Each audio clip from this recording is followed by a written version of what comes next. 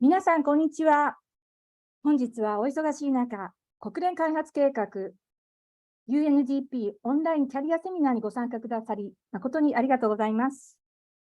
本日の司会を務めさせていただきます、UNDP 駐日副代表の江草恵子と申します。どうぞよろしくお願いいたします。本日のウェビナーは、UNDP 駐日事務所主催にてお送りいたします。大変多くの方に関心を持っていただき、一度心より御礼申し上げます。開催に先立ちまして、いくつか注意事項がございます。まず、本イベントは、日英の同時通訳で実施いたします。Zoom 画面上の同時通訳機能ボタンから言語をご選択ください。また、今からいつでも Zoom の Q&A 機能を使用して質問をお寄せください。チャット機能はご使用ならないようによろしくお願いいたします。ウェビナー中の録音や録画はご遠慮くださるようお願い申し上げます。では、ここで皆様に始まる前に簡単なアンケートを行いますので、10秒から15秒ほどご協力をよろしくお願いいたします。はい。皆様の現在のご職業ですとか、今日のイベントの参加理由についてお伺いしております。海外から入ってきていらっしゃる方もいると思います。朝早く、または夜遅く、本当にありがとうございます。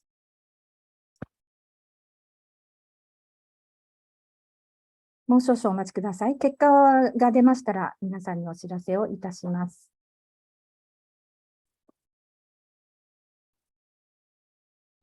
はい、ありがとうございました。やはり、はい、JPO の、お話もあるからか、学生の皆さんが非常に多く参加していただいております。ありがとうございます。そしてですね、はい。では、これからですね、開会いたします。では、まずはじめに、開会のご挨拶を、外務省地球規模課題総括課長、松本幸一郎様より頂戴いたします。松本課長、よろしくお願いいたします。はい、どうもありがとうございます。本日は多くの方々にご参加いただきまして、誠にありがとうございます。外務省の担当課長としてですね、一言ご挨拶を申し上げたいと思います。申すまでもなく SDGs の実施、そして我が国の開発協力における重要な考え方である人間の安全保障の推進において、UNDP は我が国にとって非常に重要なパートナーであります。またこうした観点からもですね、UNDP をはじめとする国際機関における法人職員の増強については、我が国政府といたしましても重要課題として取り組んでいるところでございます。現在 UNDP において80名の法人職員が在勤していて、うち14名が幹部職員としてご活躍をいただいております。そして現在9人の法人職員が JPO として活躍中で、また40名の JPO 出身の法人職員が UNDP で活躍をされているというふうに承知をしております。UNDP におきましてはですね、UNDP 本部の幹部の方々から直接に UNDP と日本との連携、そして職員の採用を含めた人事政策についてお話をいただいて、理解を深めていただいているところでございます。これは非常に重要な機会であって、チャンスだというふうに思っております。そしてですね、また外務省の国際機関人事センターの方からは、さまざまな国際機関のエントリーポイントとなる JPO というそのジュニアプロフェッショナルオフィサーの制度についてもご紹介申し上げる予定であります。外務省の担当課長であります私といたしましては、今回のセミナーを通じてですね、日本の方々が UNDP に対する理解を深めていただきまして、UNDP をはじめとする国際機関におけるキャリア形成を検討する一つのきっかけとなるようなことを期待をしております。私からは以上です。どうもありがとうございました。松本課長、ありがとうございました。ではまず、UNDP パートナーシップ部長のスティーブ・ウッターウルグより UNDP のパートナーシップについて説明がございます。スティーブは UNDP のパブリックパートナーシップディレクターとして、加盟国からの資金動員、ドナー及び国連機関や国際金融機関、市民社会などのパートナーとの調整、政府間フォーラムにおける加盟国との調整を主に担当しています。UNDP に勤める前は、世界銀行グループのシニア民間セクターの専門家、及び官民対話のグローバルリーダーも務めておりました。では、スティーブ、よろしくお願いします。Now you have the floor, Steve, please. Thank you so much, Keiko. Director, thank you very much. Thanks for the invitation to MOFA and to my colleagues here at the UNDP Tokyo office. A pleasure to be here tonight. I know you're here to listen more to my colleague David, the head of human resources, because you're interested hopefully in a career with the UN and with UNDP in particular. But allow me to take a few minutes maybe to introduce you to UNDP for those who are not familiar with the United Nations Development Program. So let me start first with kind of a general introduction of where we are in the world, and I think you're all familiar with the context we're living in, but it's important to understand what the role of the UN is and what the role of UNDP is in that particular setting. I won't go into the details here, but you're all familiar with the crisis that we are facing, the three main crises, the crisis in general, geopolitical crisis, the war in Ukraine, for example, but also, the COVID crisis and the climate crisis. We're facing economic recovery that's very difficult post-pandemic.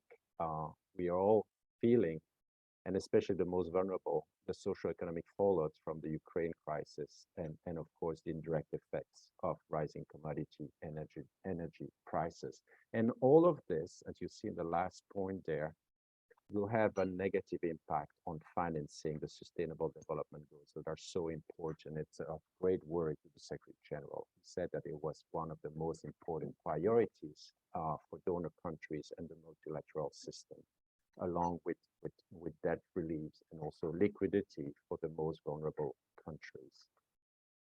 Now, this is the direct impact. I won't read every single part of this slide, but you can see upper left, for example, that more than 4 years of progress against poverty has been erased by COVID-19. If you look in the middle, you can see that the pandemic has caused the first rise in between country income inequality in one generation only.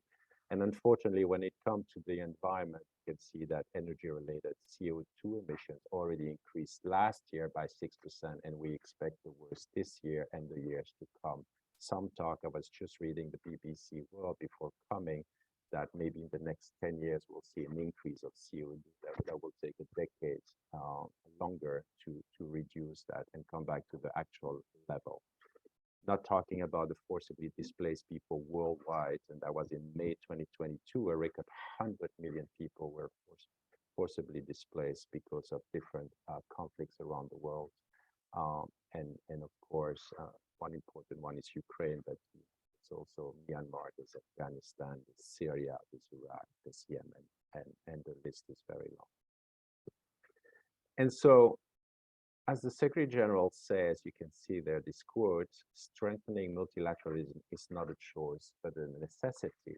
And that was said this year and more than ever, given all the reasons that I just mentioned when it comes to the different crises, but also the rising nationalism and inward-looking policies that undermine effective decision-making when it comes to multilateralism, when it comes to overseas development aid in many countries, and including in Europe, where I am coming from, if you see what is going on in some of the countries in Western Europe. And so overseas development aid, ODA, is now more relevant than ever to continue progressing towards the achievement of the SDGs, but also as a whole to strengthen the multilateral system of which the UN and UNDP is part of. And this is kind of a little snapshot of the UN development system to which UNDP belongs. As you can see, there's around 37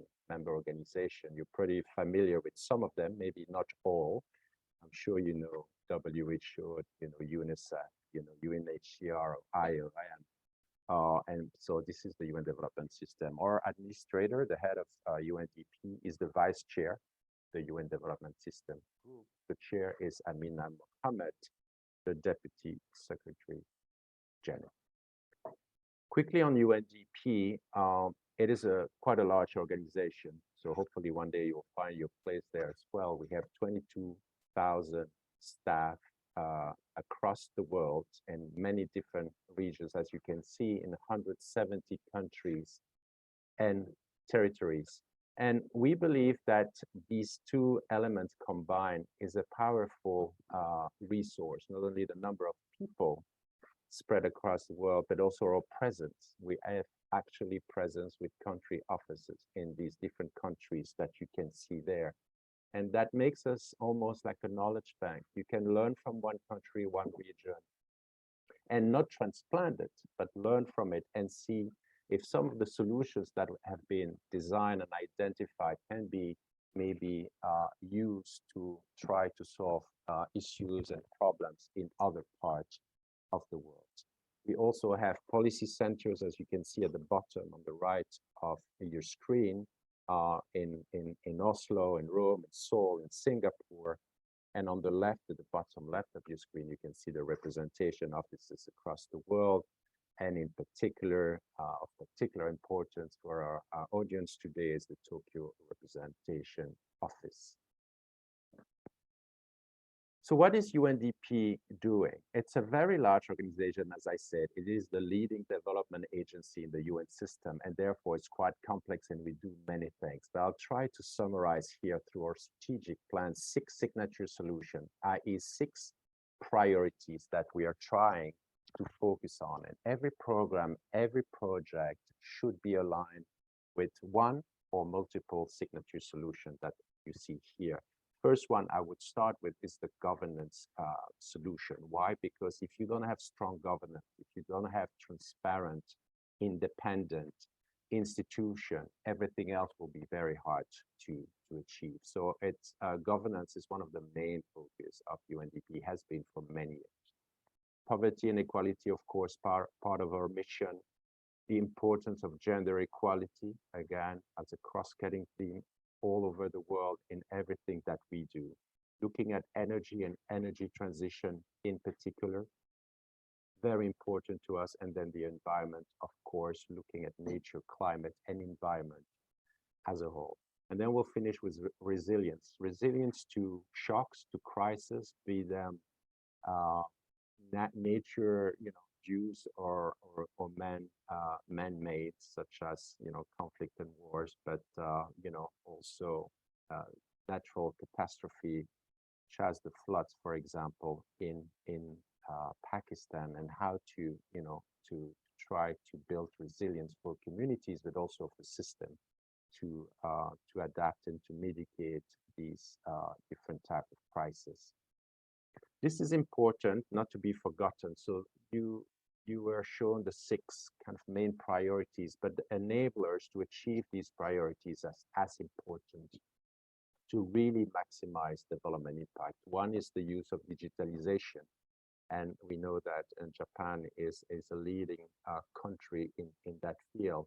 Also strategic innovation, which we receive some support from Japan when it comes to the accelerator labs in different countries across the world. And then finally, for those of you who may be from the private sector or interested in finance, development finance is fundamental. Because of course we're partnering with government, and public aid is essential. But as I explained to you earlier, public aid is also under pressure because of the pressure on the government themselves and their budget and their fiscal space. And therefore, we absolutely need to work with the private sector as well to align public and private capital flows with the SDGs and mobilize finance. So leveraging capital on capital market as well is very important. And therefore, we can talk about this later. We need to look at UNDP at a variety or a diversity of profiles in the different candidates that we recruit, because they're emerging, if you want, fields that we don't have maybe enough capacity for. A strategic plan also calls for ambitions, and sometimes, blue sky ambitions. But this is what we want. This is maybe aspirational, but these are our targets, and we'll see if we can achieve them together with our partners, government and private sector, helping 100 million people to escape multidimensional poverty the next 4 years, supporting 500 million people to gain access to clean energy, supporting 800 million people participate in election, many for the first time. There's not one election in the developing world where UNDP is not associated with at the technical level. And then finally, the big number is to promote over $1 trillion of public expenditure and private capital investment in the SDGs. And again, this is not what UNDP will do alone. It's about doing that and leveraging that capital from the public and the private sector all together to try to keep on financing the SDGs and the implementation of the SDGs by the end of this decade. I have a few more slides to share with you, and this one is about our service areas. If you are in the field of international affairs, international relations, or you're interested in the UN, you heard of the 5 Ps: people, planet, prosperity, peace, and partnerships. And these are the areas, again, through our signature solution where we focus on. And I'm not going to read every single box. You have them in front of you, but from gender to inclusive growth to disaster risk reduction and recovery, some of the areas we are focusing on. I am the director of public partnerships, and if you look at this circle, it's basically my team, my 7 sub-teams on top of what you see here. So our role is to engage with governments, so OECD DAC governments in particular, but also non-DAC governments, and at least the Japan government, the UN system as well. As you saw, the UN development system is rather large. There's a lot of agency. It's about coordination. It's about engaging. It's about learning from each other. It's about also positioning each other. It's about talking about certain things such as the HDP, Humanitarian Development Peace Nexus, and these are represented by different organizations. IFI is a financial institution as well. It's a growing relationship with the World Bank, the IMF, and other regional banks, including the Asia Development Bank. I mentioned the private sector and foundations, and of course, engaging with civil society organizations, very important for us. And we have someone dedicated in the team, and of course, we engage in the field at country level with civil society organizations as well. We're not going to brag here today, but this is some of the elements of our performance rating. We were very proud. Akim Steiner, that you see here, our administrator talking to the board, is very proud of us being ranked the most transparent UN agency in the world. And I know Japan has a particularly high rating of UNDP as well, which we appreciate a lot. And you can see the other kind of elements that maybe define us and hopefully make us an organization for which people would like to engage with. This is of importance to us and hopefully to you as well, the Japan UNDP partnerships. That's where my colleague David and myself are here this week to engage with MOFA and other members and students and civil society here in Tokyo. Japan is the 3rd top government contributor last year to UNDP. It is the 4th largest donor to regular resource, core funding, the flexible funding that we all need so badly to continue responding to crisis and be agile. And it's the 3rd largest donor to other resources in general, through the Japan supplementary budget, core and grants and trust fund and the likes. These are some of the partnership milestones that you can see. Director mentioned the human security as a whole. We present a special report this year. Akim Steiner, the administrator there without a tie like me, was here in July 2022. And of course, TCAD. And I'm very proud that TCAD took place in Tunisia, because before arriving in New York, there was a resident representative in Tunisia, and worked very hard with your your embassy and the ambassador to help prepare for this major event in Tunis. And these are some of the elements. This is my last slide, where you see, results on the ground, where actually the type of work, and very varied and eclectic, as you can see, from very innovative solutions, as you see in Bhutan, using e-health solution with private sector company here in Japan, to working on the HTTP nexus and security issues in Afghanistan and Ukraine. Voila. Thank you so much for listening. I hope you'll have some interesting questions, and that this presentation kind of start, the seeds of your inspiration to work with us. Thank you so much. Thank you, Steve. And ありがとうございました。次に本日のメインスピーカーであります、デイビッド・ベアフィールド UNDP 人事部長より UNDP の人事制度等について説明をいたします。デイビッドは UNDP に来る前は EU の欧州人事選考事務所にディレクターとしてその人事の選考や採用に関する方針、戦略、その運営を担当しておりました。また、欧州委員会においても多くの部署を経験しており、副総裁、その書室、内部のコミュニケーションおよび情報管理等の責任者として役職を歴任しております。では、デイビッド、よろしくお願いします。Now, David, you have the floor.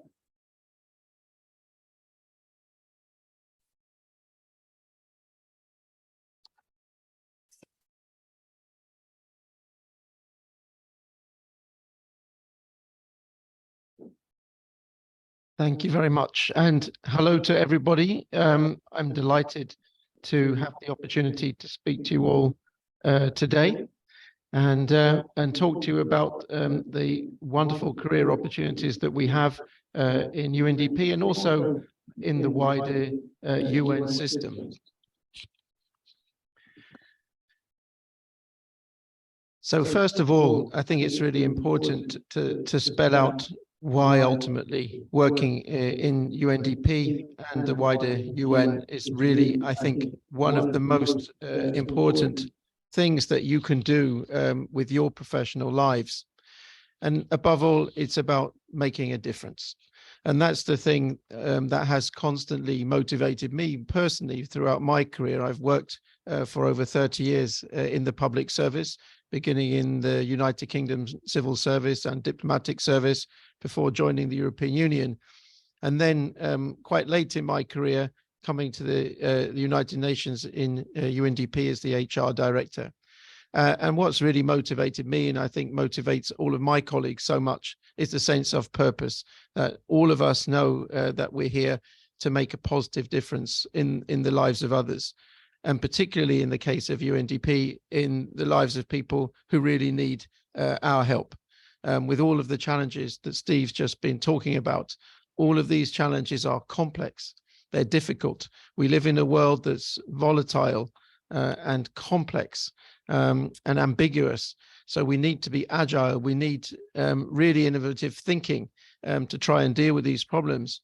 But the key thing is that we need international answers to all of these problems, whether they're problems of climate change, terrorism, disease, war, unemployment and poverty. And UNDP, as the leading organization for development in the UN system, really has, as Steve pointed out, this unique role in trying to address all of these different challenges that are summed up through the SDGs. And I can personally think of a few other purposes as motivating as coming to work for UNDP to help with our goal of leaving no one behind. UNDP itself is not just the leading development aid organization in UN and the world. We're an extremely large organization, and one of the things that makes us unique is our truly global footprint. We have a presence in 170 countries in the world, in almost 500 separate locations.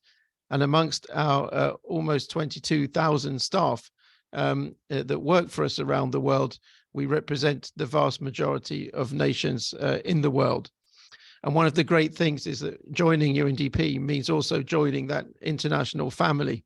where you work with others from every culture and every corner of the world together in a partnership. And that's something that I really enjoy and find motivating every day, that we have all of these different perspectives and different cultures who are joining together, all here to make a positive difference. And you can see here our footprint globally. And I think there are two things that really stand out in terms of working for UNDP, apart from our sense of purpose. First of all is that we cover just about every area of activity. We're not focused on one particular problem that we have to deal with in the world, but we're really trying to find integrated solutions to the most complex problems. And there are opportunities for you all around the world. And I think that those two factors make UNDP really an employer of choice for anyone wanting to consider building a career in the UN and in international development. We can offer that huge, broad range of opportunities to get involved and develop yourselves professionally and, of course, as well, personally. And that really brings me to one of the key things about UNDP and why people who are in particular starting to look to the future and think about their career, that when you're joining UNDP, you are really becoming part of what we like to call a community of purpose. First of all, you'd be joining an organization that really wants people's opinion. We want your input from a whole range of different perspectives, because that's the only way we're going to crack some of the difficult problems. The easy problems have been solved. We have to deal with complex problems in an era of what we can really see as almost exponential change and challenge. And in particular, what I find really motivating is that you can join, and I'm part of really this community of collaboration where people work together with this shared sense of purpose. And our administrator summed it up earlier this year when he was speaking to all of our staff, saying this isn't just a job, it's a vocation. And I think that one of the great things, you know, in terms of whatever you choose to do with your career, is to do something that you enjoy doing and something that you believe in, where there's a purpose. These are the kind of things that are going to motivate you to get out of bed on a rainy Monday, when you probably think of other things to do. But always I come to work and my colleagues come to work with this sense of energy and knowing that we're going to do good things and we're going to do things that have a real purpose and are going to make a positive difference for others, whatever we work in. And I have to say, I've been working in UNDP for over 4 years, and I really never meet anyone in the organization, wherever I speak to people, that doesn't share that sense of purpose. And I think that's one of the fantastic things about working in our organization. And the other thing, of course, in working in UNDP is that we are working in terms of, as I said, solving these problems. We want next generation thinking, and that's why we want to bring the brightest and best people from the next generation to come and help us achieve these ambitious goals. We want people that are going to come with innovative thinking, and we provide space for that creative input. Things like agility and innovation perhaps are not always the words that people will associate with working for a large international organization or the public sector, but they're absolutely the things that we value very highly in our organization. And we want to give people the freedom to contribute and bring your own unique perspective and experience to the tasks that we face, wherever they happen to be. And that's what's going to take us forward. So being part of that community of purpose, within that community, really exercising some next generation thinking. And what do you get in return for bringing that? Well, fantastic opportunities for personal growth. And we want to empower every employee to grow professionally and personally. These days, when young people are starting your careers, and you have the prospects of working for many decades. And I think one of the great things is that we have so many opportunities.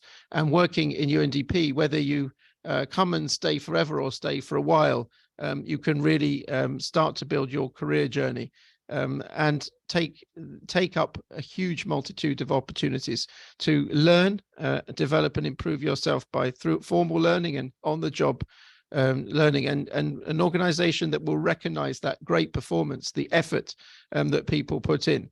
And that's really important. And what I see as well, as I move around the UN system and beyond, I meet so many people who at some point in their career worked in UNDP. It really seems to be a fantastic springboard as well for people to go and work elsewhere in the UN system. And many of them also come back to UNDP at a later stage. And I think Steve here is one of those people that did just that. So really fantastic opportunities for you in terms of personal growth. So let's start with the good news. And the good news is, given the huge breadth of the activities that we engage in UNDP, as Steve has described, there's probably something that fits your profile, because we're involved in almost every aspect of society in terms of programmatic work through our signature solutions, and also some of the more thematic profiles. We have, as a large organization, we also have to make it work. And that means work in partnerships, in communication, in finance, in human resources, such as myself, procurement, legal services, project management, monitoring and evaluating what we do to ensure that we continuously improve our work. So whatever you happen to be studying or have studied, or you've already started in your career, we need all sorts of different kinds of experience and expertise to be able to join our work. And when you marry that with the huge geographical spread, it means there really are a considerable number of opportunities for you. And what are we looking for? Well, we're looking for a range of things. Some of those qualities are personal qualities, and I'll say a word about that in a moment. Of course, we require people to have a university degree. It's very important to speak a language other than your own. So English is the most common language that we use within UNDP, and you really pretty much need a good fluency or good working level of English. And if you have other UN working languages such as French or Spanish or Arabic, for example, that would also be an asset. Getting experience is also really important, and I'll say a word about that in a moment. So we need specialists and generalists, but really it's also a range of personal characteristics for the job.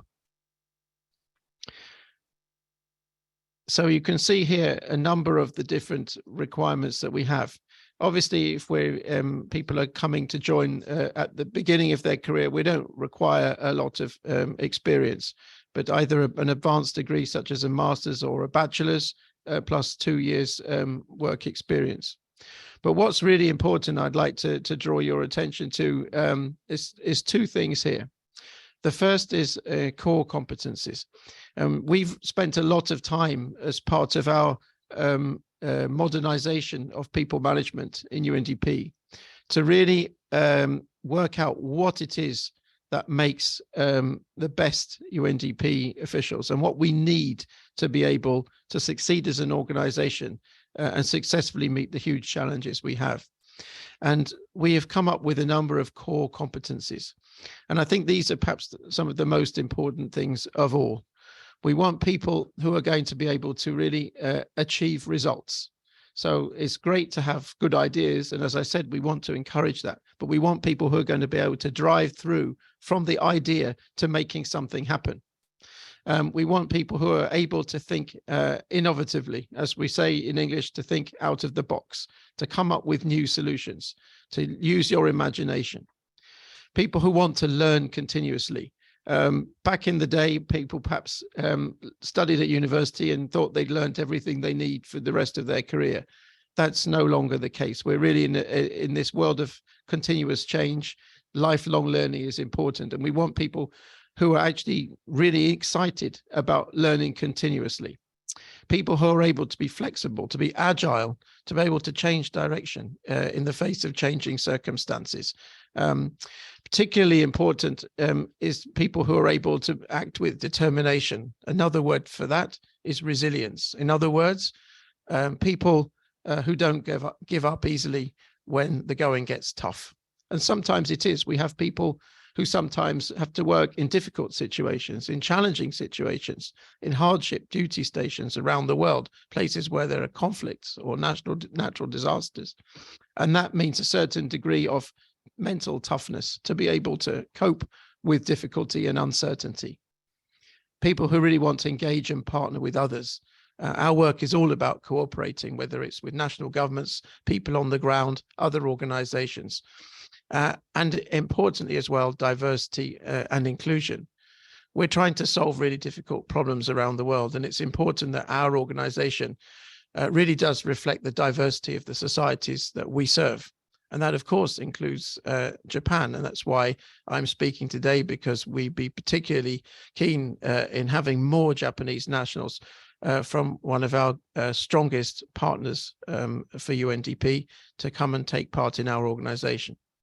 And the second element I'd like to stress, I think that's really important, is about values. We're an organization as part of the UN that's absolutely based on values. And that's really important in thinking, is a UNDP career for you? People often ask me, what it is that really motivates people or motivates me every day. And I usually say, one of the things that's really important to think about when choosing your career is about that purpose. It's about doing something that you feel a passion for.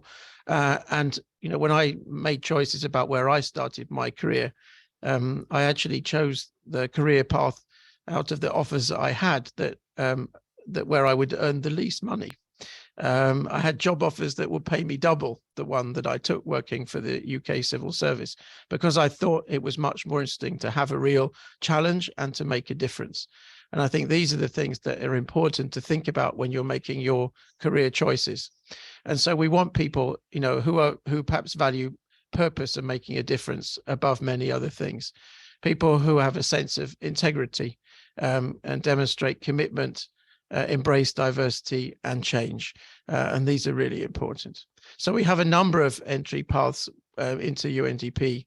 And one of the good things you can see there is not, you don't just have to start or try and start directly as an international professional member of staff. There are a number of different other entry paths for organizations into the organization. A really important one is our internship opportunities. And I would really recommend it. I can't recommend this highly enough. If you haven't had any experience in the UN or living or working abroad, I really suggest you try an internship. We pay all of our interns a stipend. You can come for normally 6 months maximum. Most interns are for 6 months. You can be working in our headquarters or any of our country offices. This is a fantastic way for you to experience what it's actually like working in UNDP, to get a taste and see whether for your career it's something for you. The other fantastic opportunity is to work as a junior professional officer. And my team in UNDP organizes the JPO program for the entire UN system. If selected, you can come and work in any agency, but of course, we hope you choose to come and work in ours. And this is fantastic because you get, an experience for a few years of doing, a real job as a staff member within our organization. And at the end of that, a large number of JPOs are actually retained as staff members within the UN system. Over the years, almost 2/3 are retained and make their career in the UN. And I think Japan has the highest absolute number of former JPOs who are staff members across the UN system. Also interesting to be a UN volunteer in different ways. That's another great way to find out whether working in UN is for you, and to gain some valuable experience and make some contacts. And all of these opportunities are available on our UNDP job portal, and you can find out about all of these things on social media. We also have a regular recruitment process. So for those of you with some professional experience, that might be interesting. Again, all of the opportunities are advertised, and we follow a fairly standard and familiar recruitment process.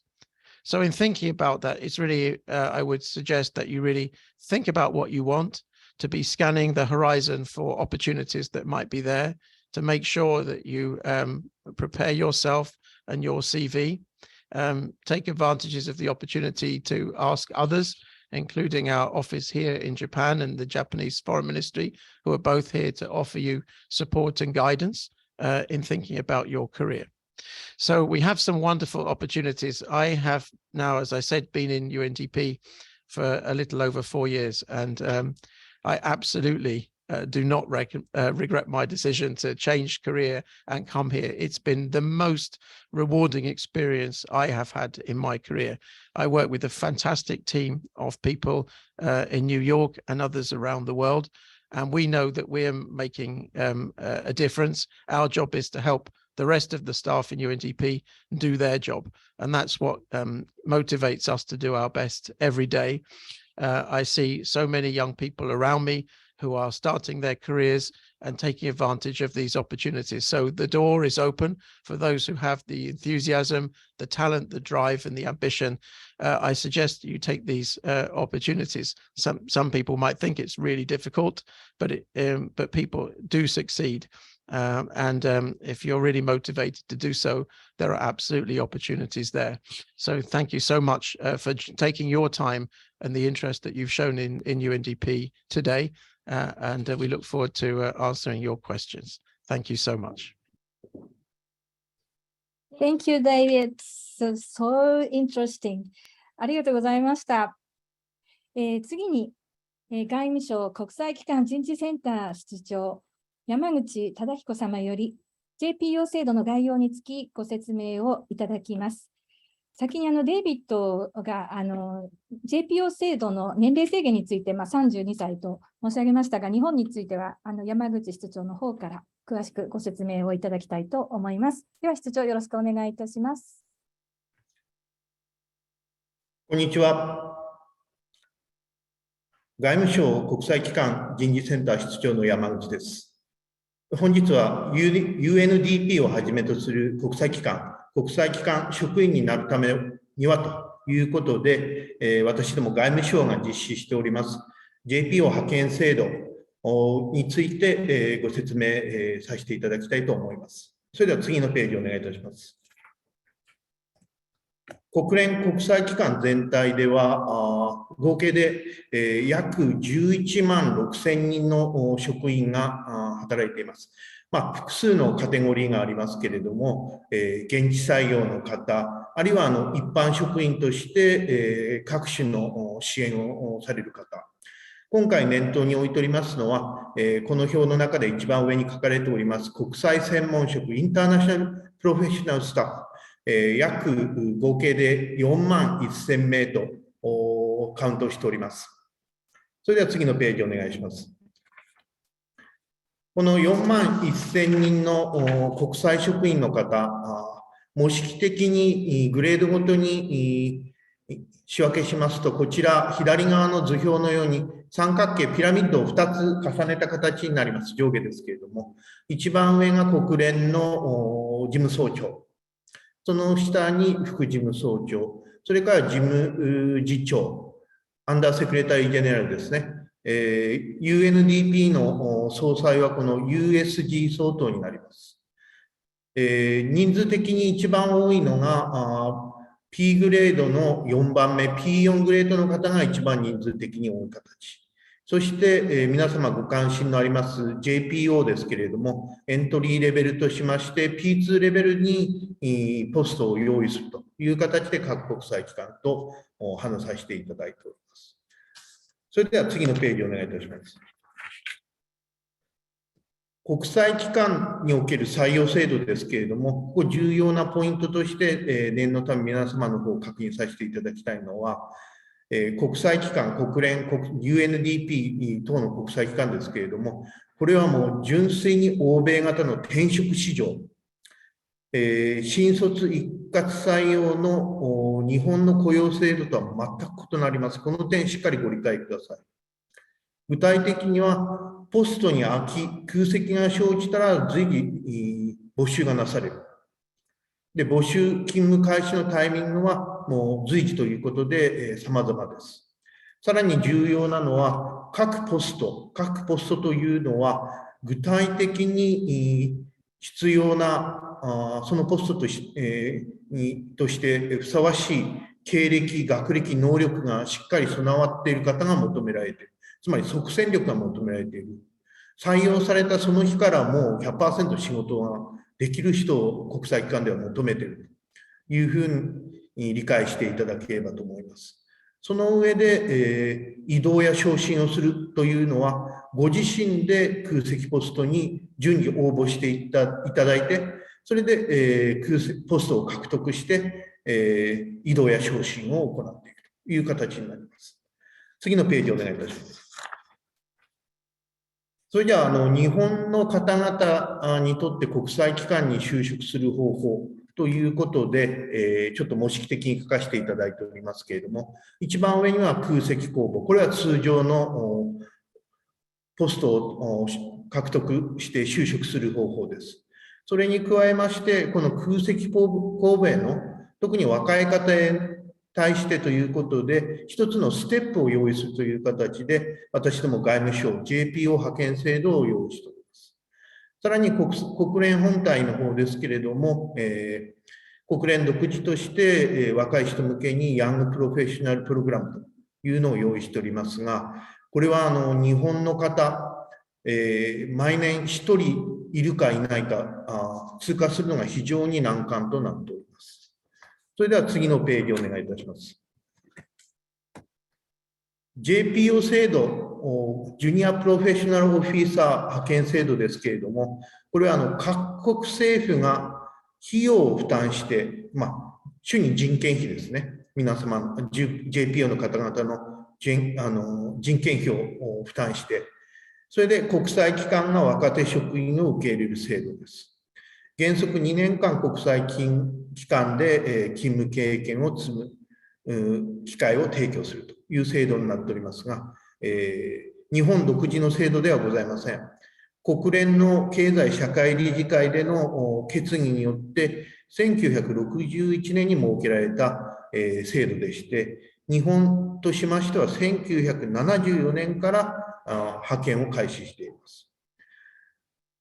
ポイントを申しますと、各国際機関の国際専門職として、その機関の職員として勤務してもらう。さらにエントリーレベルとしましては、P2 レベル、修士号を持っていて、職歴2年以上のカテゴリー、ここについていただく。さらに対象となる機関は、すべての国際機関というふうにはなっていませんが、ほぼすべての機関、UNDP をはじめとします、40以上の国際機関と日本は派遣取り決めを交わしております。この取り決めを交わしている機関の方に派遣させていただいております。それで最後、念のため申しますけれども、JPO となれば自動的にその後正規の職員になれるわけでは決してありません。JPO 後に正規の職員になるためには、先ほど申しましたように、空席公募にしっかり応募して採用される必要があります。この UNDP の場合ですけれども、JPO の方は内部候補待遇というふうなお話を伺っています。具体的には UNDP のポスト、内部での募集に対して JPO の方は応募が可能という、一種のアドバンテージがあるということでお話を伺っております。それでは次のページをお願いいたします。これは日本の JPO の過去からの推移ですけれども、上の表、派遣実績とあります。最近、ここ5、6年ですけれども、応募者数はだいたい平均して、年350人。それから実際に国際機関に派遣される方の総数が平均でだいたい55人。競争倍率は約 6.5 倍ぐらいですかね。大体こういう形で推移しております。累計で見ますと、現在、冒頭、国際機関、国連国際機関の専門職員の方は約4万1000人と述べさせていただいていますけれども、2021年末では日本人の国際職員の方は合計で956人。このうち464名が JPO 経験者ということで、約5割近くがJPO を経験されて、国際職員となっている方というふうに理解しております。それでは次のページをお願いいたします。日本政府が実施する、外務省が実施する JPO の受験資格です。先ほどエグサ副代表からも言及がありましたが、日本政府としましては35歳以下の方ということで年齢制限を求めています。ちょっともっと年齢高くした方がいいんじゃないかとお話があるかもしれませんが、冒頭ベアフィールド部長からもありましたように、国によってはより若い年齢32歳とか、あるいは30歳とか、より低い年齢制限を求めている国の方が多い次第でして、日本政府の35歳は逆に遅い方になっております。それから2番目、P2 レベルのポストを念頭に置いておりますので、基本的にはしっかり修士号、その分野の修士号、それから2年以上の職歴をお持ちの方。3番目が英語でしっかり職務が遂行できる方。4番目が日本国籍をお持ちの方。最後ですけれども、私ども重視しておりますが、外務省は単に皆様を JPO として国際機関に送り込むだけを目的にしておりません。その後皆様がしっかり JPO 後、国際機関でしっかり活躍して、皆様の目標、目的をしっかり達成していただくということを重視しております。そういう意味では、将来にわたって国際機関で勤務する意思をお持ちの方。これが受験資格になっております。それでは次のページお願いします。日本の JPO の選考プロセスですけれども、1年の中のサイクルで毎年1月初めに募集開始。これは外務省の国際機関人事センターのホームページの方でいろいろ情報提供しますけど、募集が開始されます。この募集の開始にあたりましては、各国際機関から具体的な空席ポスト、JPO 用の空席ポストというのを日本政府に提示していただいて、これを掲示させていただいています。応募者においては、この空席ポストの TOR をよく研究していただいて、希望ポストを明記していただいて応募していただく。その後、外務省で一次審査。一次審査を通った方に対しまして、外務省の方で、行う二次審査。あとUNDP、それはじめとします5つの国際機関では、それぞれの国際機関の方で二次審査を行っております。二次審査を通過した方に対して、各国際機関から内定が出され、その後手続き。翌年1月末までに勤務を開始していただくということも必要になっております。それでは次のページをお願いいたします。応募書類の方ですけれども、外務省の方に対して、英文1枚紙、A4 で1枚紙、カバーレター、それからレジュメを書いて提出していただく。それから、もともと国連の方で使っています、通称 P11、パーソナルヒストリープロファイル、これにもしっかり書いて提出していただく。さらに、外務省独自ですけれども、和文の応募用紙があります。こちらの方は、希望ポストを明示していただくというのも大事になっております。さらに、TOEFL ないしは IELTS のスコア、さらに日本国旅券、日本国籍をお持ちというのを確認させていただきたく思います。近年ですけれども、郵送ではなくて、オンライン上で電子的に提出する方法となってきておりますので、留意願います。それでは次のページをお願いします。それでは具体的に選考プロセスで重視される点、すでに何回か話していますけれども、応募書類、面接の中、どちらにおきましても、希望される TOR を念頭に、しっかりとした専門性がマッチしているか、職歴と学歴、それから職務を遂行するための語学力ですね。これがしっかりしているかという点を皆様の勤務に対する意思や使命感、それから皆様の今までの専門性や学歴がいかに希望するポストにマッチしているかいう点をしっかり念頭に応募書類の中、面接の中で説明していただければと思っています。それでは次のページをお願いいたします。こちら、ちょっと見にくいですけれども、右半分はWHO の空席ポストの冒頭部分ですけれども、それぞれの国際機関の空席ポストのページに行きますと、TOR、Terms of Reference と言ってますけれども、そのお仕事の内容、お仕事の背景にある、その組織としてのプログラムの位置づけとか、バックグラウンドですね。それからその仕事の中で求められている責任や果たすべき任務、そして部長からもありましたけれども、人事部長からもありましたけれども、求められるコンピテンシー、さらにはスキルや経験、これが書かれていますので、これを皆様の方いろいろ研究していただくというのが重要になります。それでは次のページをお願いいたします。これは書類選考の方でのポイントですけれども、重要なのは皆様が希望されるポスト、そこの中の TOR に対してどういう人材が求められるかをしっかり把握していただいて、その TOR に対してご自身の学歴、職歴、専門性ですね、それがどうマッチしていて、具体的な皆様の実績がどのようにポストに対して有益かと、それをしっかり書類の中で書いていただくということです。はい。それでは次のページをお願いいたします。こちらは面接ですけれども、最近面接、主流はウェブでのオンライン面接が中心になっております。面接でもやはり重要なのは、空席ポストの TOR に対して、いかに皆様がコンピテンシーマッチしているかというのをしっかり説明する。これが求められております。はい。それでは次のページをお願いいたします。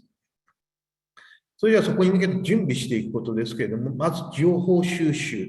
何回か繰り返しておりますけれども、皆様が関心を持っている分野の空席情報、そこに書かれている TOR をしっかり分析していただいて、皆様がどういうことがその空席を応募していく上で、皆様として身につけていく必要があるか、あるいはすでに身につけているものをどう応募書類、面接で表現していくかというのを研究していく。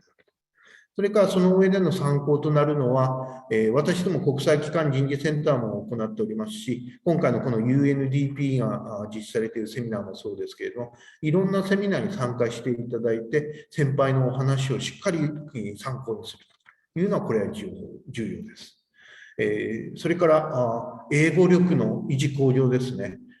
国際機関で仕事をする、JPO で仕事をするというのは、まさにネイティブの方々と席を並べて、同じような仕事をするということですので、生半可な英語力では通用しません。もう特に書く力ですね。私はネイティブの人より上手に書けるという方向でしっかり力をつけていくようお願いしたいと思います。それから希望分野に沿っている修士号、職歴を積んでいただくというのが重要です。それでは次のページをお願いします。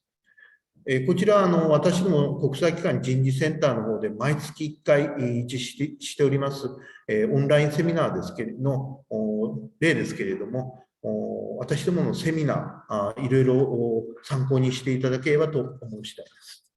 それでは次のページをお願いします。さらに私ども国際機関人事センターの方では、E メールに登録していただく、あるいはSNS に登録していただきますと、随時関連情報の提供させていただいております。また私ども人事センターのホームページの方には関連のいろんな情報を掲載しておりますので、ぜひともご参照いただければと思います。私の方の説明は以上です。どうもありがとうございました。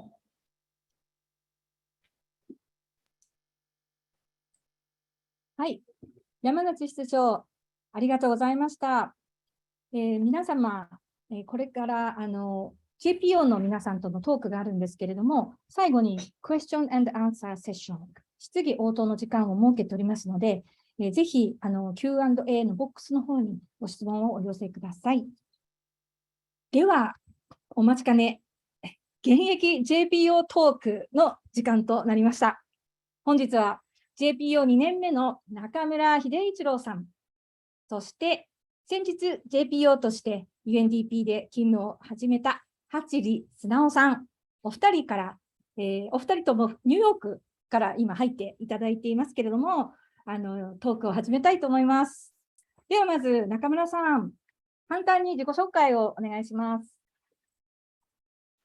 はい、ありがとうございます。ただいまご紹介に預かりました中村秀一郎と申します。現在 JPO2 年目としてですね、ニューヨーク UNDP 本部にて勤務させていただいております。どうぞよろしくお願いします。はい、皆様、私の、パワーポイント見えていますでしょうか。はい、ですね。簡単に自己紹介させていただきたいと思います。もともとはですね、沖縄県の出身なんですけども、最初のキャリアがですね、なんと消防士だったんですね。8年間消防士をした後にですね、修士号を取得して、JICA の青年海外協力隊に参加させていただきました。そこからですね、ご縁がありまして、IDB、日本語で言いますと、米州開発銀行という、いわゆるそのカリブ海、ラテンアメリカ地域を担当している開発銀行ですね。そこで、コンサルタントとして1年半、勤務させていただきました。その後に、世界銀行東京事務所で、短期間コンサルをさせていただいた後に、現在のですね、JPO、UNDP JPO として、勤務させていただいたのですが、少しちょっとイレギュラーな形で、1年目は、JPO1 年目はですね、アフリカのマラウイ共和国で勤務させていただきました。2年目をまたそのご縁がありまして、UNDP、ニューヨーク本部で、勤務させていただいております。はい、以上になります。現在はですね、気候変動、もともとはその防災災害対応が専門なんですけども、現在はですね、ニューヨーク本部にて、そういう気候変動の分野に関するプロジェクトを、マネージさせていただいております。よろしくお願いします。いや消防士から国連職員っていう非常に興味深い経歴をお持ちですね。後で質問いっぱいしたいと思います。では次に八里さん、自己紹介をお願いします。はい、よろしくお願いします。元気に回りたいと思います。八里です。私の自己紹介スライドを、共有お願いできればと思います。出てくるまでに簡単に、自己紹介も始めちゃおうかなと思ってるんですが、私は滋賀県の出身で、関西まで大学まで関西でずっと過ごしていて、で、その後に、国際協力機構 JICA っていう組織に、新卒で入りました。で、私今どういう部署にいるかっていうと、UNDP の危機局、ニューヨークにあります、紛争予防であったりとか、平和構築っていったところを担当しているチームにおります。で、ここまでのキャリアを簡単に説明するとですね、先ほど申し上げた通り、関西の大学を出た後に、国際協力機構 JICA に入りまして、6年半ぐらい、東京の本部で、南米地域の、特にコロンビアとかの紛争予防であったり、平和構築っていうところに携わったりですね。あとは広島に実はセンターがあるので、そこで研修員の受け入れとかをやっていました。で、直近まで、実は8月までですね、パレスチナという地域におりまして、この真ん中の、現地スタッフの人たちと一緒に、クフィーやかぶってる写真が私なんですけども、これが私のパレスチナでの経験ですね。はい。で、そういった経験を経て、JPO に応募させていただいて、この9月からニューヨークのまさに今の部署、危機局で働いております。以上簡単ですが、自己紹介です。はい、ありがとうございます。八里さんもいろんなことにチャレンジする中で、開発に関する仕事ということで、自分のキャリアを始められたわけですけども、じゃあ2人にいろいろと質問したいこといっぱいあるんですけども、3つぐらい絞ってやりたいと思います。まず、中村さん、やっぱり一番すごく知りたいんですけど、なぜ消防士から JPO 国連職員、ここのポップ、ステップ、ジャンプみたいな、このノリは何だったんですか？何が原因だったんでしょうか？聞かせてください。はい、ありがとうございます。よく実は聞かれる質問でですね、ただ、やっぱり8年間もう消防士をしていると、その業務上、いろんな方のその死を目の当たりにするんですよ。いろんな方がやっぱり亡くなっていくところを、そういう場面に出くわすんですよね。で、そういういろんな方のそういう、死を目の当たりにしていると、自分の生き方にものすごいこう疑問を感じていくわけなんですよ。で、その中でやっぱり例えば明日僕が亡くなちょっと私が亡くなるんじゃないかとか、そういう生死に関することを考えていると、その自分のキャリアとかにもこうものすごい疑問を抱くわけですね。で、なので短い人生なのかもしれないのに、こういうずっと沖縄っていうね、その日本の小さいところにいていいのかという疑問からですね、ちょっと自分のキャリアを考えて、そこから、やっぱりちょっと世界に挑戦しようとしてみよう。で、そういう人のために役立つ、消防士みたいな、そういうそういう人のためになるようなキャリアって何なんだろう、国際的にって考えた結果、国連で働くというところに行き着いて、それがですね、今、形となって UNDP で JPO として勤務させていただいているっていう流れになります。すみません、だいぶはしょっちゃったんですけど、そういう感じです。はい。もっと時間をかけてじっくりね、聞きたいところですけど、じゃあ、ハチリさんはなぜその JICA という開発のそのプロフェッショナルからまた違う意味での開発のプロフェッショナルの UNDP に来られたんですか？はい、ありがとうございます。私は中村さんみたいにそんな高尚なことは言えないんですけれども、やはり僕の場合はすごくシンプルで、18歳大学に入った時に、すごく国連っていうものにそもそも憧れを抱いていたと、国連職員ってかっこいいなっていうふうに思ったんですね。で、当時その国際法とかを勉強していて、じゃあ自分ができることって何だろうっていうのを突き詰めていった結果、むしろそこでこう平和構築っていう道を見つけて、で、JICA っていうところにご縁があって、いろんな経験を積ませていただいた。他方で、やはりその日本の支援っていうその一つのアングルだけじゃなくって、じゃあそのよりこう政治的なところにもこう介入できる国連っていうもののアプローチも学んでみたいなっていうところもあり、全然こう、違うことをやってるってわけではないと思うんですけれども、アプローチが違う。見方が違うっていうところは非常にこう勉強してみたいなと思ったところと、10年来の夢叶えたいなっていうすごくシンプルなモチベーション、パッションで国連に応募したっていう形です。はい、以上です。ありがとうございます。今日は皆さん本当に先ほどのデイビッド人事部長からも本当に力強いメッセージ、ぜひ若い人たちにどんどんチャレンジしてほしい無限の可能性に向かってっていう話があったと思うんですけど、まさにお二人はそういう人生をこれから、今までもそうかもしれない、これからももっとやっていくっていう非常に頼もしいですね。では2問目、今努力していることとか悩んでいること、仕事上で JPO として何ですか？一つずつ言ってください。じゃあ中野さん。はい、ありがとうございます。シンプルに答えさせていただくと、やっぱりその国連の業ってものすごい幅広くて、いいところは、分からないことがあれば誰かに聞けば、絶対教えてくれるんですよ。ただ今、コロナでオフィスに来ないで、お家から仕事される方も多いので、そういう人を見つけること、何かを知っている方を見つけること自体が、ちょっと今、悩んでいるところです。はい。確かにコロナの時期にリモートワークっていう新しい働き方が確立されていきましたけど、それによってこうコミュニケーションがかえって難しくなったり、いろいろな問題も出てくる人はいますよね。難しいかもしれないですけどね。ハツシリさんはどうですか？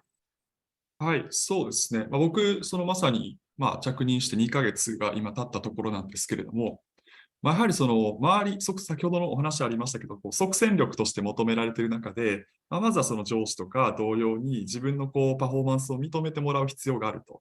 で、そこで認めてもらった後に、どんどん仕事が増えてくるっていうのが、これまでのもちろん前の組織でもそういうところはあったんですけども、より強いというか、で、当然のように、先ほど周りの人もネイティブ、英語のネイティブの方々が多くて、その中で自分のバリューを出していかなければいけないっていうところで、やはりその簡単ではないなと思いながらも、非常にやりがいを感じているというか、はい、っていうところではあります。はい、そうですね。今日 JPO のやはり話、今日学生さんが大半といいますか、多く参加されているので、JPO の試験受けたときに、いっぱい、なんていうんですかね、これが一番良かったよ、これはぜひ皆さんに知ってもらいたいなと思うこと、何かヒントとなるようなことあれば合格者体験記から一言ずつお願いします。で、一郎さんどうぞ。ありがとうございます。やはりいろいろググっていただけると分かると思うんですけども、そういう JPO の試験の対策とかってものすごい実は出てるんですよね、英語でも日本語でも。ただやっぱり、もちろんそういうテクニックも必要なんですけども、一旦初心に戻っていただいて、なぜ自分が国際協力に携わりたいのか、なぜそういう人のためになりたいのかっていう頭で考えるところももちろん大切なんですけど、心で書いていくと実はものすごいそういう面接官とかですね、そういう方々に響くのかなっていうところがあるので、バランスよく、対策していくと、もしかするといいかもしれないですね。以上です。なかなかバランスよくって言われると難しいかもしれないですけどね。はい、じゃあ、素直さんどうですか？はい。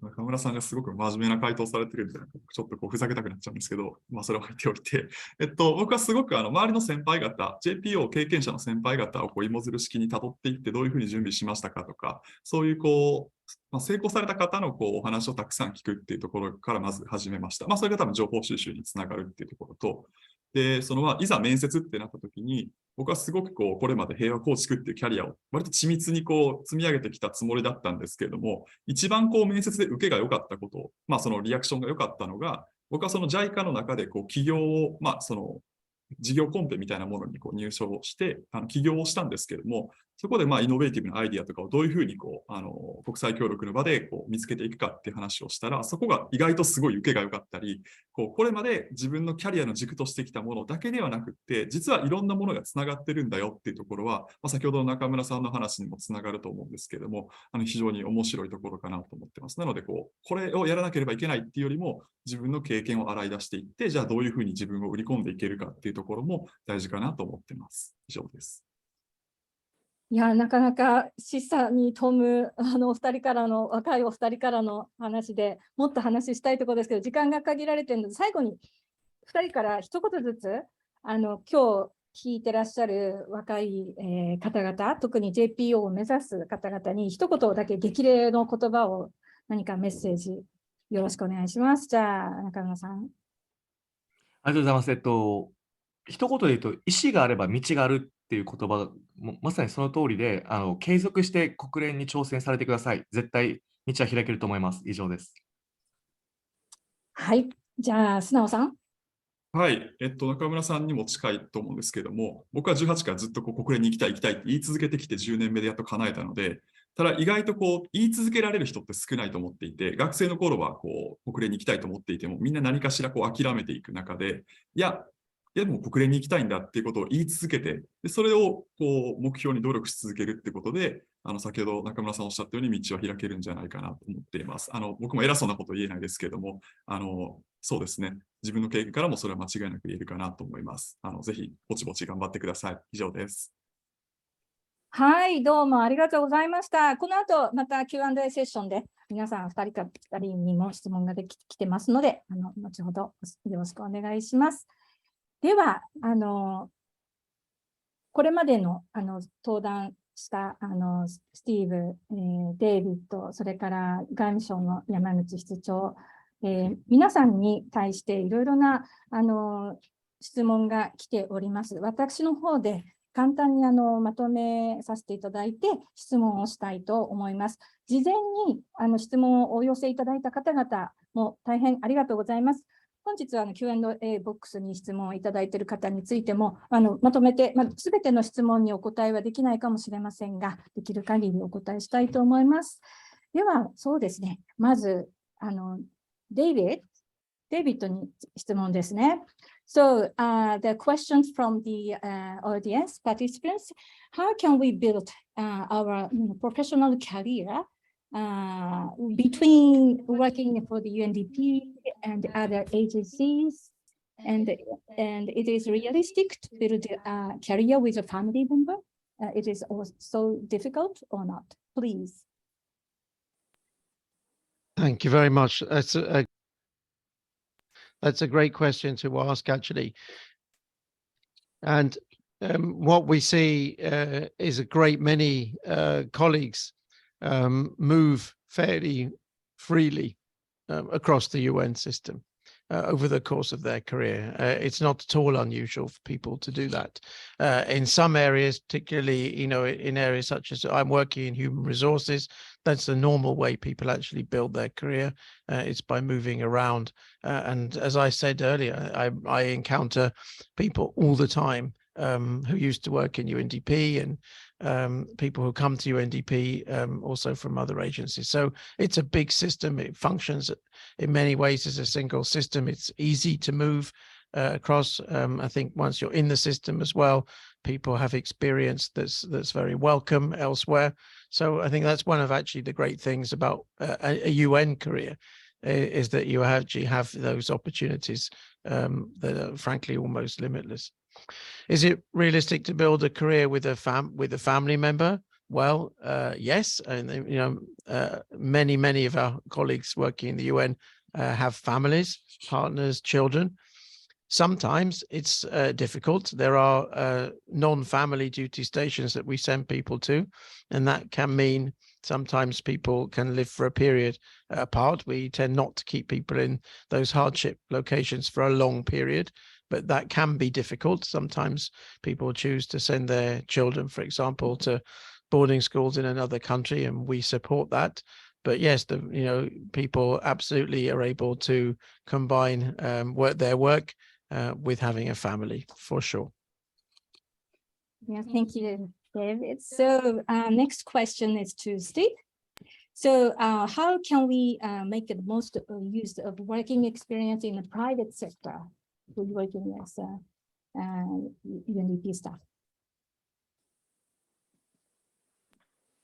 Thank you, Keiko, and the person who asked the question. I think it's a great question too. As David alluded to, we're looking for a diverse set of profiles when it comes to staff joining UNDP. And as the world evolves, the needs evolve as well. And therefore, eclectic profiles are welcome.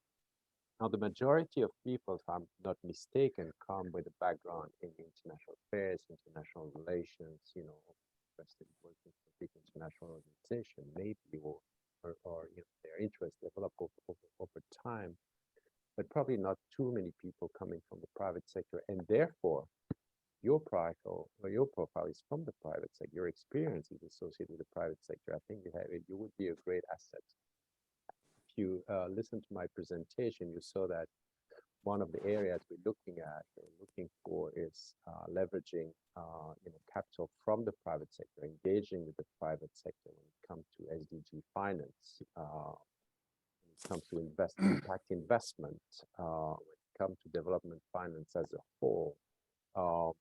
And of course, the private sector has a fundamental role to play along with the public sector. And so you would have, I think, a higher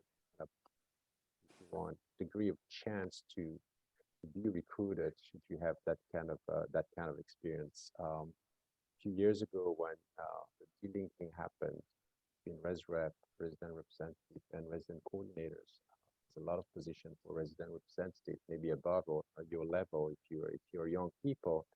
Just to tell you that some of us, including myself, we're from the private sector and from international multilateral development bank, for example, the World Bank and others. Why? Because I think UNDP is looking at people with that kind of profile to do exactly what I just said, to enter new areas, new frontiers of development. So if you have a private sector experience, please do apply and do try to join us.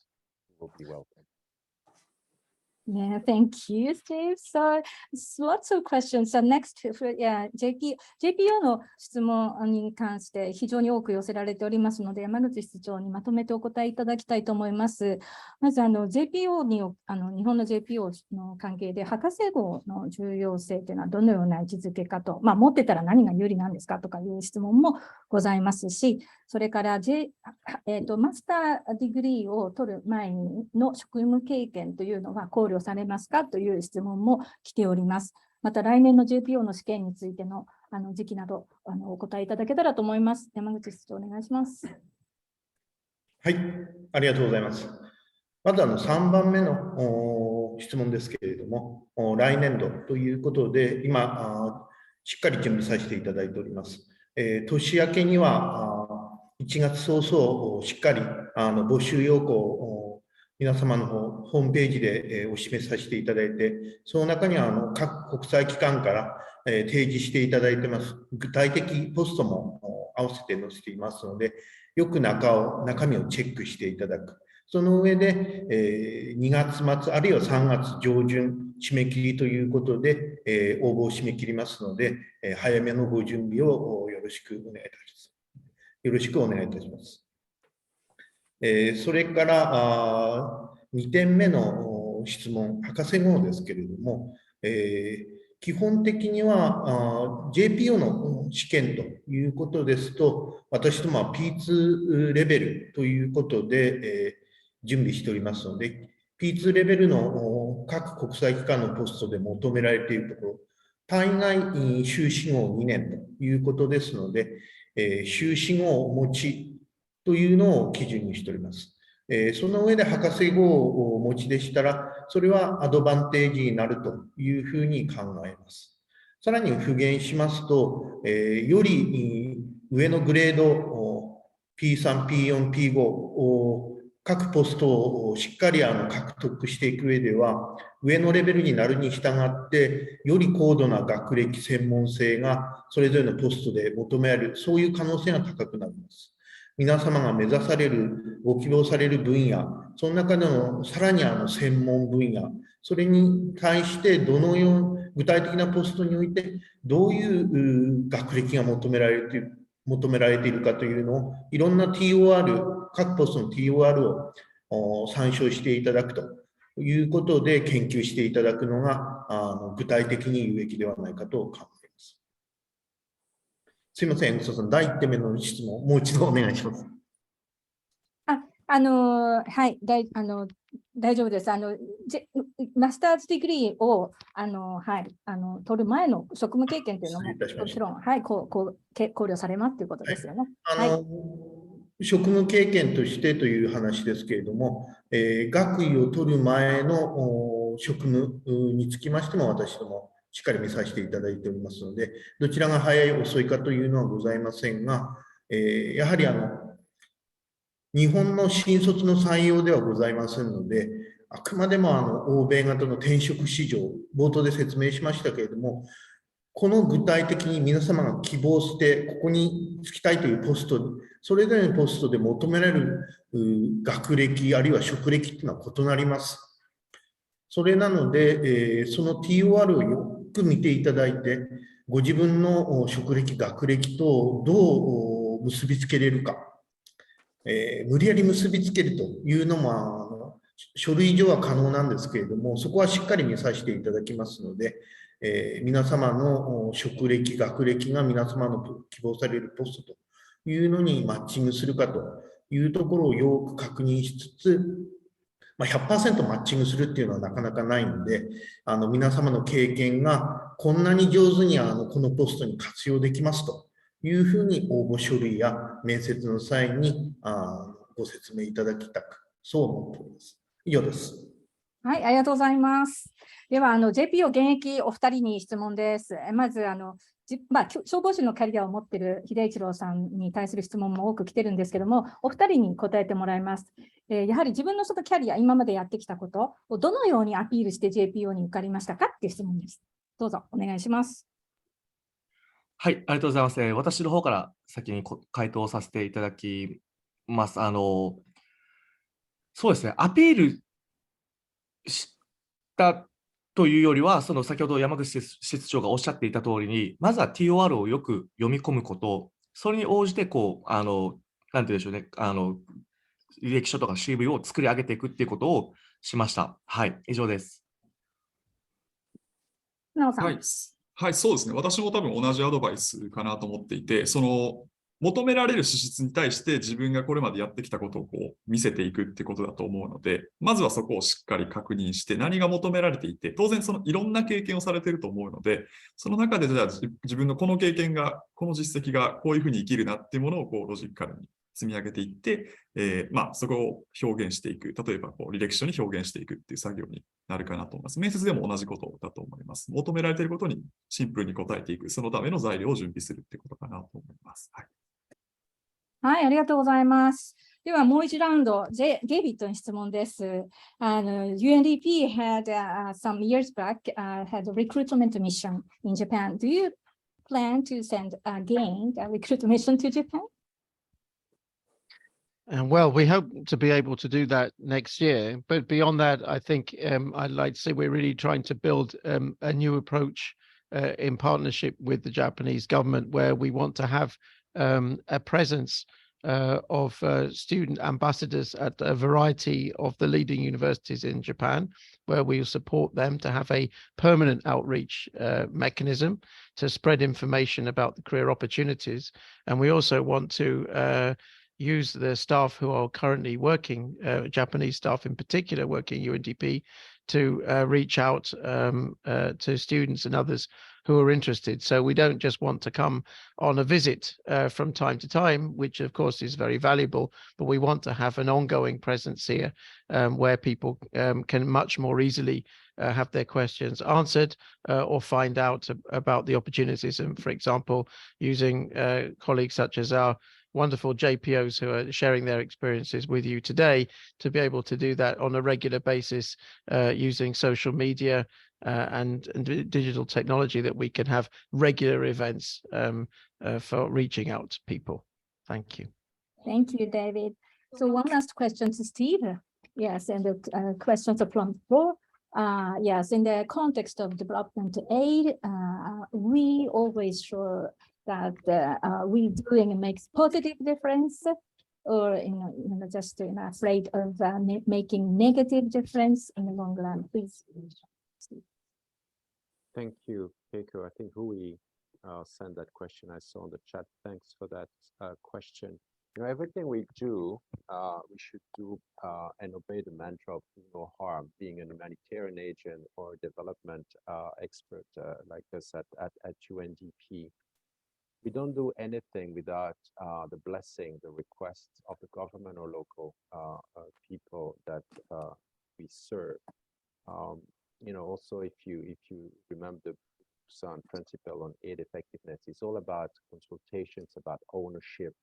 It's about doing things in a consultative manner. So we wouldn't arrive and impose things and at the risk of doing harm or having a negative impact on what we do.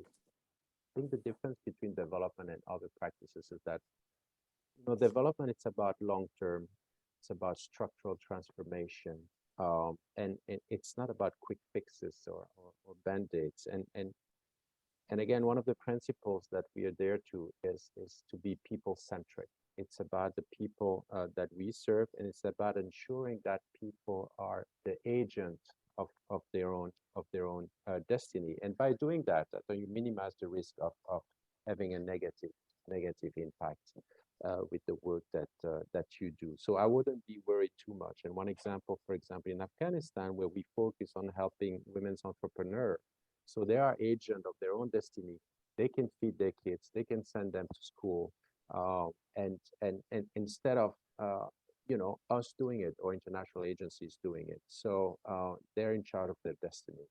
In Ukraine, it's about building the capacity of the institution so they can keep on delivering service to the people of the country. It's not about feeding the people and creating dependency. It's about preparing them an institution for the future so they can be in charge of their own destiny. And I think by doing that and by focusing on development work, you avoid again this possibility of having a negative impact, because you're doing it, at the request of governments and the people, but helping them also finding ways to develop themselves, to develop institutions, therefore their country. And it's not up to us to do it for them. It's for us to accompany them in that process, and that's what development.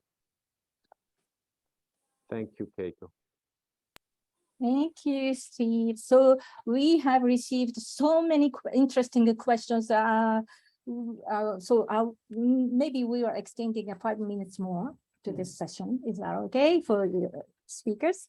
So では次にですね、たくさんJPO に関する質問も来ていますので、続けたいと思いますけれども、5分ぐらい延長して、全体的にすいません、たくさん来ているので、ちょっと今5分ぐらい長引くと思いますけれども、最後の一つクエスチョンについて回答を求めたいと思います。デイビッドがせっかく人事部長が来てますので、デイビッドに最後質問したいと思います。So David, you think that you said that internship experience is very important and very nice to have this experience as entry point. But would you please elaborate more a bit about the experience and internship, please? And UNV volunteer also. Thank you. Yeah, it's a great question. I think really when you're thinking about what you might like to do in your future career, it's often something of a step into the unknown. And so I think the great thing about an internship is it's really one of the best ways for you to see whether something is really for you or not. To actually get some practical experience, without having to make a long-term commitment to anything. And it's an opportunity to see whether it's the kind of organization you feel good working in, whether you identify it, whether you enjoy the work, whether it's something you're good at doing. And also, to really get a feel for the organization, to work every day with the other colleagues. And I think, that will help you, whether you decide it's something ultimately that's not for you, then you've already learned something as well. Sometimes finding out what you don't want to do is important as finding out what you do want to do. But actually a great many people who do an internship, actually, I think the majority of them, in my experience in UNDP, do want to stay. They actually become more energized for having had that experience. But that also, I think, is great because it means that you're already known to people in the organization. It means you have a real concrete experience to put on your CV.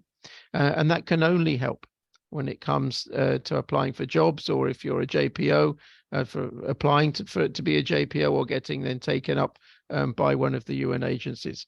And I think as well, the other piece of advice I give, whether it's that or working as a UMV, which is another great entry point, and many staff, began their UN careers in one or either of those capacities. I'd always encourage people to go out of your comfort zone. Go and do something different. Go somewhere else. Of course, these things are all competitive, but sometimes people tend to gravitate to headquarters positions, which is great. But don't forget, we're a field-based organization. 95% of our staff are in the field. So go and take yourself out of your comfort zone, because when you're out of your comfort zone, it's where you're really going to learn. And perhaps apply, if you're still at the point in your life where you're single, for example, or don't have a large family, go and try a non-family duty station, try a missions setting, something different, because not everyone wants to rush off there. But actually, these are the most fantastic experiences that you can have that will really set you up for your career. And also you'll learn a lot about yourself. So, think broadly, take yourself out of your comfort zone and try these, because they really are, I think, the best way that you can find out whether a career working for UNDP or the wider UN system is for you. And I think one way or the other, you can only learn and benefit from that experience in shaping the future direction that you want to take. ありがとうございます。Thank you, David. なんか心が洗われたような気持ちがします。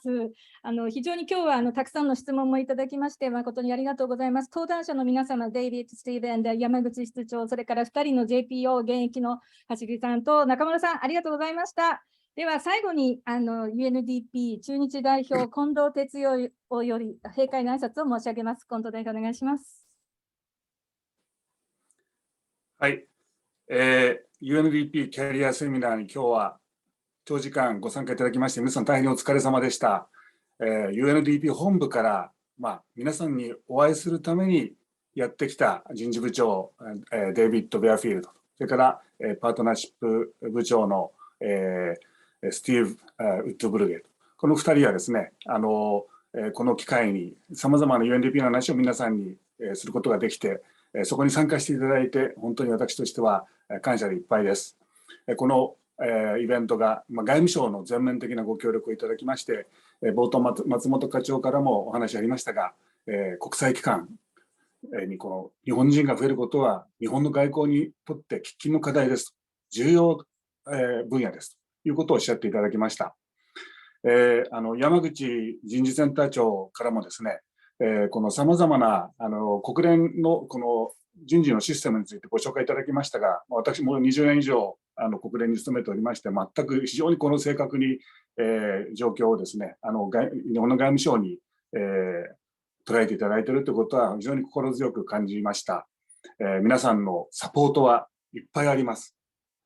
UNDP も日本の外務省もこうやって応援してくれます。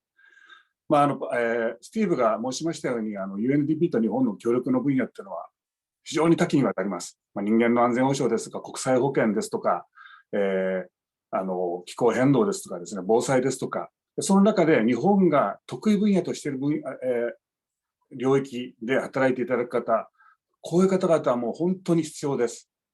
数が足りません。専門家の方々、中には理系の分野の方も非常に重要な役割があると思います。こうやってですね、UNDP の話を聞いていただく中で、何らかのモチベーションを持っていただいた方、ぜひですね、私どもの事務所にもご相談いただいて、UNDP でのキャリアをぜひ考えてみてください。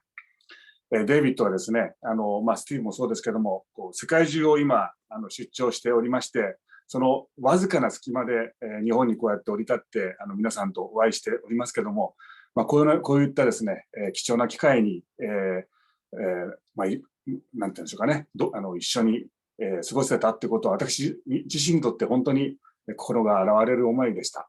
はい、改めて今日登壇してくださった皆様、聴講してくださった皆様に感謝申し上げます。また通訳の方、長時間ありがとうございました。以上をもちまして本日の UNDP キャリアセミナーを閉会といたします。どうも大変にありがとうございました。近藤代表ありがとうございました。では、これにて UNDP のオンラインキャリアセミナーを終了いたします。最後にアンケートにご協力いただける方は、ぜひこの後アンケートにご協力ください。では皆様、また次にお会いする時まで。さようなら。ありがとう。